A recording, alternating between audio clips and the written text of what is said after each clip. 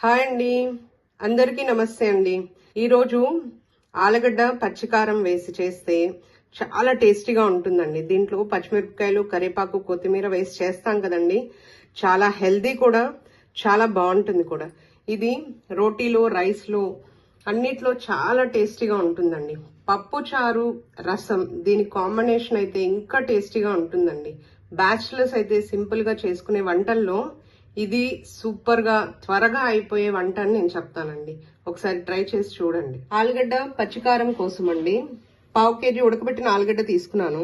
పచ్చిమిరపకాయలు అండి, మీరు కారం ఎక్కువ తింటే ఎక్కువ తీసుకోండి, తక్కువ తింటే తక్కువ తీసుకోండి. కడిగి తీసుకున్న కరివేపాకు, కడిగి తీసుకున్న కొత్తిమీర, తాలింపులోకి ఒక ఎండుమిరపకాయ తీసుకున్నానండి. 7 నుంచి 8 వరకు చిన్నులపాయ రెమ్మలు తీసుకున్నాను. జీలకర్ర, పసుపు, ఉప్పు, మనం తాలింపుకి సరిపడా నూనె. ఇంతే అండి, చాలా సింపుల్ గా చాలా ఫాస్ట్ గా అయిపోతుంది ఆలుగడ్డ పచ్చికారం. ఇప్పుడు ఒక చిన్న రోల్ తీసుకొని దీంట్లో పచ్చిమిరపకాయలు ఇలా తుంపి వేసుకుందామండి.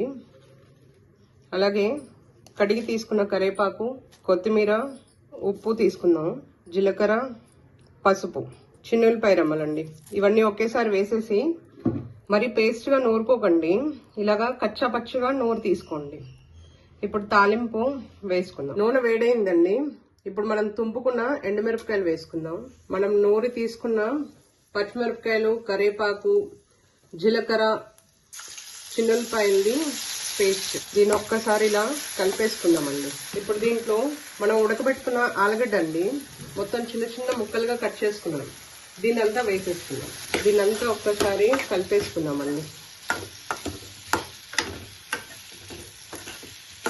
అంతే అండి, ఆలుగడ్డ పచ్చికారం చాలా సింపుల్ గా చాలా ఫాస్ట్ గా అయిపోతుంది. బ్యాచిలర్స్ అయితే చాలా త్వరగా అయిపోయే వంటలో ఇదండి. అసలు వేడి వేడి అన్నంలో చాలా బాగుంటుంది. పప్పులో అయితే ఇంకా టేస్టీగా ఉంటుంది.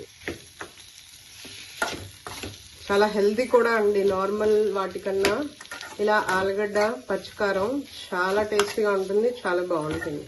అంతే అండి, ఇది ఒక్కసారి వేడయ్యాక తీసి గిన్నెలు తీసుకోండి.